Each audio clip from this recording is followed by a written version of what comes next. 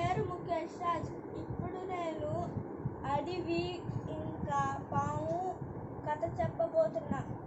ఒకరోజు ఒక పాము ఉండేది. ఆ పాము ఎప్పుడు చూసినా చాలా జంతువులు తినేస్తూ ఉండేది. అప్పుడు ఆ పాము ఒకసారి కుండలు తినేసేది. అప్పుడు ఒక పులి చూసింది.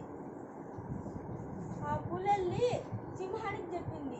ఆ పామేమో అడవి బయట ఉన్న ఒక చెట్టుకి చుట్టుకొని ఉంది. అడవి బయట ఒక చెట్టుకి చుట్టుకొని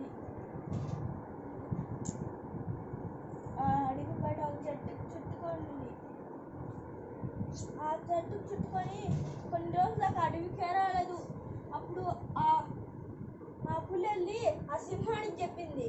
ఆ సింహం వచ్చి అన్ని జంతువులు చెప్పింది. అప్పుడు ఒకరోజు పాము అడవిలోకి వస్తే ఏంటబ్బా అడవిలో ఎవరు లేరు అని చూసింది.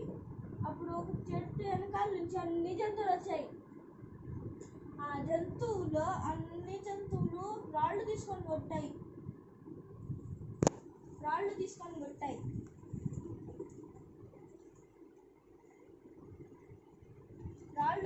కొట్టాయి. అప్పుడు ఆ పాము అడవి బయటికి వెళ్ళిపోద్ది. అప్పుడు ఒకసారి ఒక కోతి కనిపిస్తుంది. ఆ కోతి తన ఇంటికి తీసుకెళ్ళద్ది.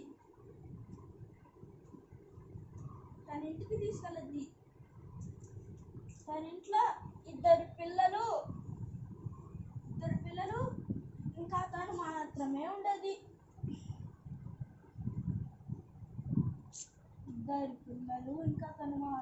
ఉండేది. ఇంకా చిన్న ఇద్దరు ఉంటారు. ఆ ఇద్దరు పిల్లలకి ఆ పావుని పచ్చని చేస్తుంది. ఈ పావుని పచ్చని చేస్తుంది.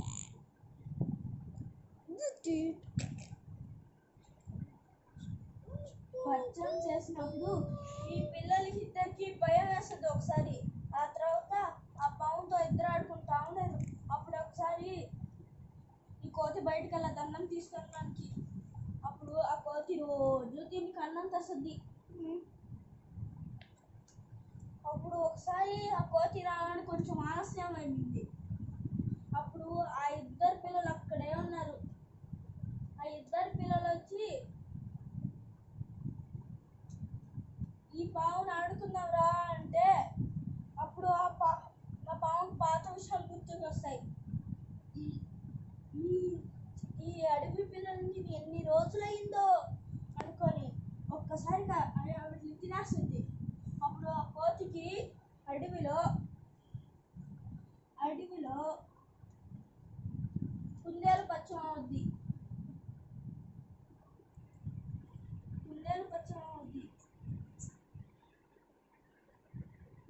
కుందేలు నిన్ను చూసి చాలా రోజులయ్యింది, ఎలా ఉన్నావు అంటే కుందేలు నిన్ను చూసి చాలా రోజులైంది ఎలా ఉన్నావు అంటే ఎక్కడికి వెళ్తున్నావు అని కుందేలు అడిగింది.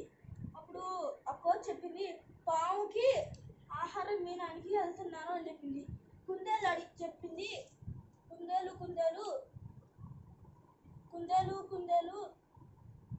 ఏం చెప్తున్నావు నువ్వు అంటే, అవును ఆ పాము చాలా చెడ్డది, మా అడవిలో చాలా మందిని తినేసింది. అప్పుడు ఓ అవునా అని ఆ కోతల్ని ఇంట్లో చూస్తే ఆ పాము వాళ్ళ పిల్లల్ని తినేసి హాయిగా పనుకోనుంది. అప్పుడు బయట నుంచి ఒక పెద్ద రాయి తీసుకొని వచ్చి దాని మీదేసేసారు.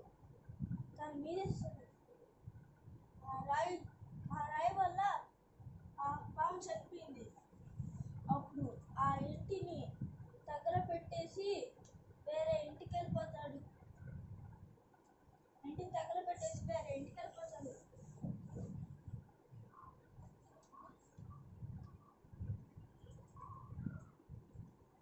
మీకు ఈ కథ నచ్చిందా?